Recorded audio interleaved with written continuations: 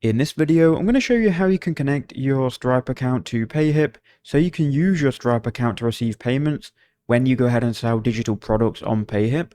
So what you need to do once you're on payhip.com, make sure you're logged in and you're on the dashboard. From here, you can go to account in the top right hand corner. Once you've done that, click on settings. And then from here, you can go to the second tab across, which is going to be payment details. Here, you'll be able to connect PayPal and also Stripe. You can then click connect. And it's going to ask you, do you already have a Stripe account? If not, you can create one. Or do you want to sign up? And you can go ahead and sign up.